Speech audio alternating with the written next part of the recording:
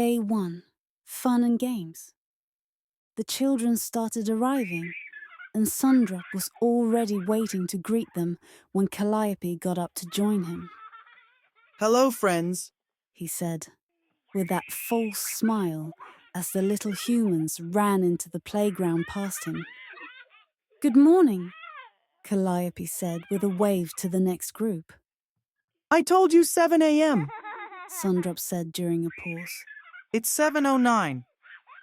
"Sorry," Calliope apologized as the next batch of kids came in. "Good morning, friends," Today will be a lovely day for playing." Sundrop said. They continued greeting guests until about 8 o'clock, after which Sundrop skipped over to the playground to start activities. "Who's she?"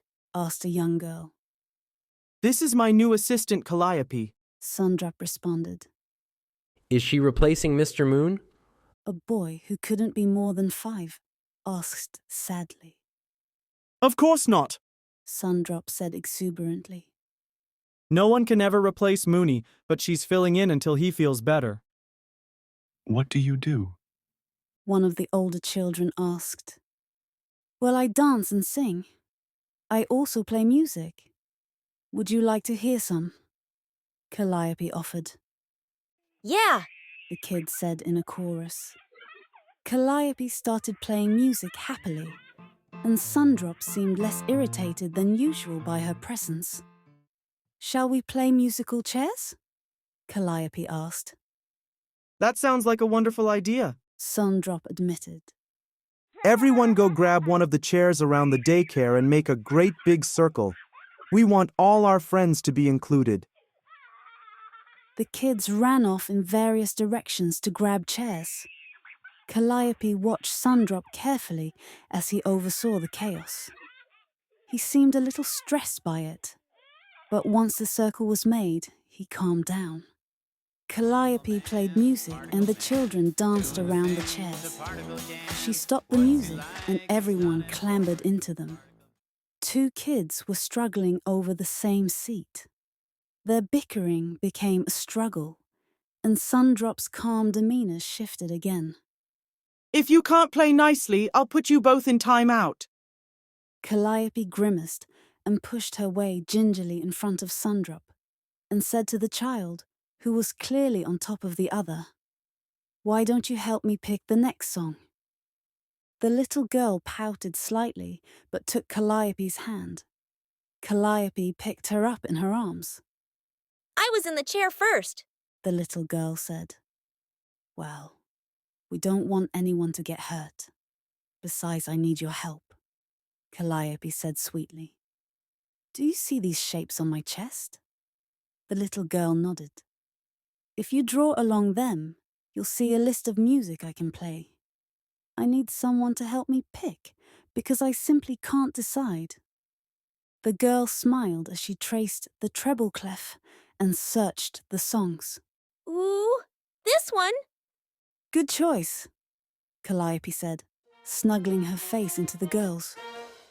Little arms wrapped around her neck as the next song played. The children moved, and Sundrop removed a chair with an almost smile, toying at his lips. After musical chairs, Sundrop led the children in arts and crafts. They were making a little paper doll of their favorite animatronic with clothes and everything. Calliope played soothing music as she watched from the nap corner, where a few children had opted to lay down for a while. Sundrop suddenly cried out, "No, no, no, you're doing it all wrong!" Calliope rolled her eyes and wound up the music box to go diffuse the situation without bothering the sleepers. She came over to Sundrop, who was grumbling under his breath, and she asked the boy, "May I see your art, little one?" Sundrop glared at her. She ignored him as the troubled little boy hesitantly showed her his work. I made Freddy green, The little boy explained. but Mr. Sun doesn't like it. "Oh," Calliope chimed. "How creative of you. It's very nice. But I think Mr. Sun just wants to make sure you know what color Freddy is supposed to be. Can you tell me? Brown and blue. The little boy replied, shyly looking towards Sundrop. That's right, Calliope said, letting a little celebratory horn sound out of her media library. Great job. She tousled the little boy's hair gently, then looked at Sundrop, who was fuming, but no longer actively throwing a tantrum. I think it's nap time for all the children. They're getting fussy, Calliope said, raising an eyebrow at Sundrop. He was stunned by the implication in her tone. But she called the kids over for their nap and ignored his raised finger of protest. She sang the little ones to sleep and encouraged the older ones to read silently or otherwise entertain themselves while the others dozed.